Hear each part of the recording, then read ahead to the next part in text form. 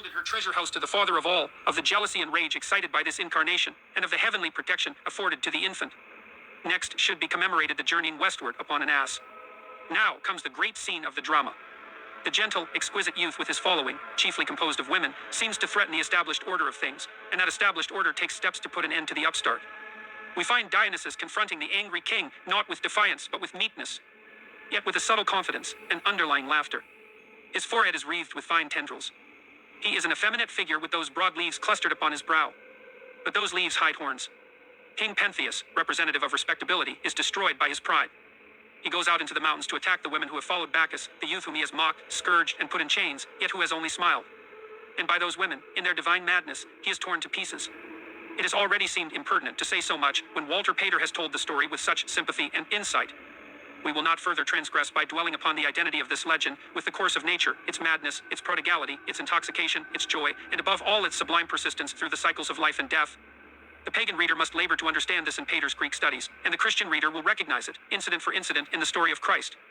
This legend is but the dramatization of spring. The magician who wishes to invoke Bacchus by this method must therefore arrange a ceremony in which he takes the part of Bacchus, undergoes all his trials, and emerges triumphant from beyond death. He must, however, be warned against mistaking the symbolism. In this case, for example, the doctrine of individual immortality has been dragged in to the destruction of truth. It is not that utterly worthless part of man is individual consciousness as John Smith, which defies death. That consciousness which dies and is reborn in every thought. That which persists, if anything persists, is his real John Smithiness, a quality of which he was probably never conscious in his life. Even that does not persist unchanged. It is always growing. The cross is a barren stick, and the petals of the rose fall in decay. But in the union of the cross and the rose is a constant succession of new lives. Without this union, and without this death of the individual, the cycle would be broken. A chapter will be consecrated to removing the practical difficulties of this method of invocation.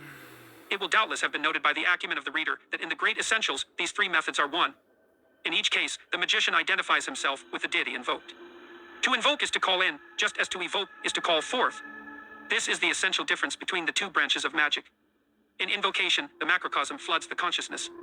In evocation, the magician, having become the macrocosm, creates a microcosm. You invoke a god into the circle.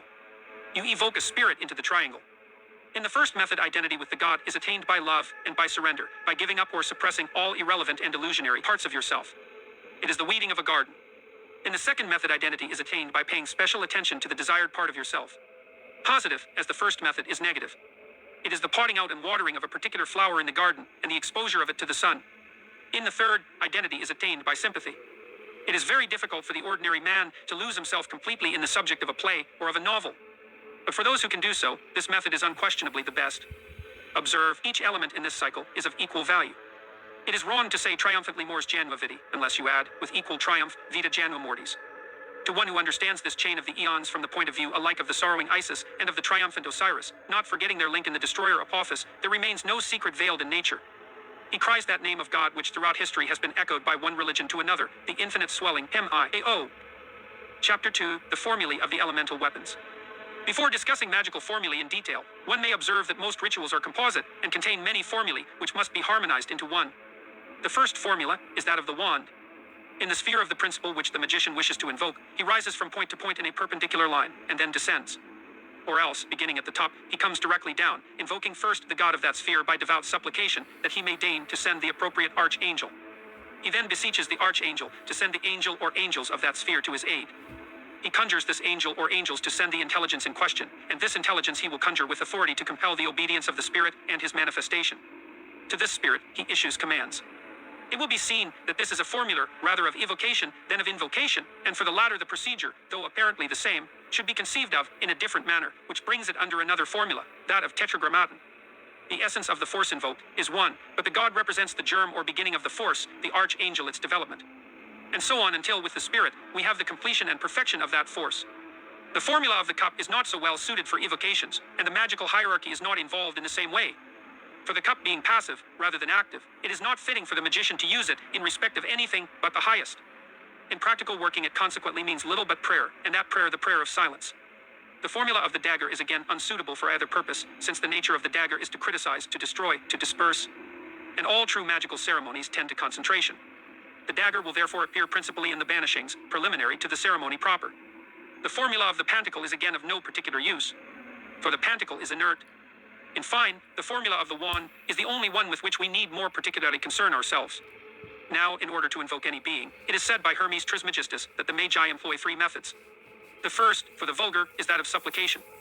In this, the crude objective theory is assumed as true. There is a god named A, whom you, B, proceed to petition in exactly the same sense as a boy might ask his father for pocket money. The second method involves a little more subtlety, inasmuch as the magician endeavors to harmonize himself with the nature of the god, and to a certain extent exalts himself in the course of the ceremony. But the third method is the only one worthy of our consideration. This consists of a real identification of the magician and the god. Note that to do this in perfection involves the attainment of a species of samadhi.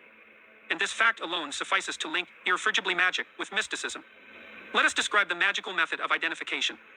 The symbolic form of the god is first studied with as much care as an artist would bestow upon his model, so that a perfectly clear and unshakable mental picture of the god is presented to the mind. Similarly, the attributes of the god are enshrined in speech, and such speeches are committed perfectly to memory.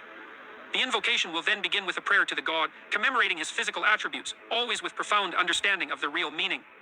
In the second part of the invocation, the voice of the god is heard, and his characteristic utterance is recited. In the third portion of the invocation, the magician asserts the identity of himself with the god. In the fourth portion, the god is again invoked, but as if by himself, as if it were the utterance of the will of the god that he should manifest in the magician. At the conclusion of this, the original object of the invocation is stated. Thus, in the invocation of Thoth, which is to be found in the Rite of Mercury, Equinox 1:6, and in Liber LXIV, the first part begins with the words Majesty of Godhead, Wisdom crowned, Ahuti. The I invoke. O thou of the ibis head, the I invoke. And so on. At the conclusion of this, a mental image of the god, infinitely vast and infinitely splendid, should be perceived in just the same sense as a man might see the sun. The second part begins with the words, Behold, I am yesterday, today, and the brother of tomorrow. The magician should imagine that he is hearing this voice, and at the same time that he is echoing it, that it is true also of himself. This thought should so exalt him that he is able at its conclusion to utter the sublime words which open the third part. Behold, he is in me, and I am in him. At this moment, he loses consciousness of his mortal being. He is that mental image which he previously but saw. This consciousness is only complete as he goes on. Mine is the radiance wherein Thoth floateth over his firmament. I travel upon high. I tread upon the firmament of new. I raise a flashing flame with the lightnings of mine eye, ever rushing on in the splendor of the daily glorified Ra, giving my life to the treaders of earth. This thought gives the relation of God and man from the divine point of view. The magician is only recalled to himself at the conclusion of the third part, in which occur, almost as if by accident, the words, Therefore do all things obey my word. Yet in the fourth part, which begins, Therefore do thou come forth unto me, it is not really the magician who is addressing the god. It is the god who hears the far-off utterance of the magician. If this invocation has been correctly performed, the words of the fourth part will sound distant and strange. It is surprising that a dummy, so the magus now appears to himself, should be able to speak. The Egyptian gods are so complete in their nature, so perfectly spiritual, and yet so perfectly material, that this one invocation is sufficient. The god bethinks him that the spirit of Mercury should now appear to the magician. And it is so. This Egyptian formula is therefore to be preferred to the hierarchical formula of the Hebrews with its tedious prayers, conjurations, and curses. It will be noted, however, that in this invocation of Thoth which we have summarized, there is another formula contained, the reverberating or reciprocating formula, which may be called the formula of Horus and Harpocrates. The magician addresses the god with an active projection of his will, and then becomes passive while the god addresses the universe. In the fourth part he remains silent, listening to the prayer which arises therefrom. The formula of this invocation of Thoth may also be classed under tetragrammaton. The first part is fire, the eager prayer of the magician, the second water, in which the magician listens to, or catches the reflection of, the god. The third part is air, the marriage of fire and water. The god and the man have become one. While the fourth part corresponds to earth, the condensation or materialization of those three higher principles. With regard to the Hebrew formulae, it is doubtful whether most magicians who use them have ever properly grasped the principles underlying the method of identity. No passage which implies it occurs to mind, and the extant rituals certainly give no hint of such a conception, or of any but the most personal and material views of the nature of things. They seem to have thought that there was an archangel named Ratsiel in exactly the same sense as there was a statesman named Richelieu, an individual being living in a definite place. He had possibly certain powers of a somewhat metaphysical order. He might be in two places at once, for example, though even the possibility of so simple a feat, in the case of spirits, seems to be denied by certain passages in extant conjurations which tell the spirit that if he happens to be in chains in a particular place in hell, or if some other magician is conjuring him so that he cannot come, then let him send a spirit of similar nature, or otherwise avoid the difficulty. But of course, so vulgar a conception would not occur to the student of the Kabbalah. It is just possible that the Magi wrote their conjurations on this crude hypothesis in order to avoid the clouding of the mind by doubt and metaphysical speculation. he who became the Master Therion.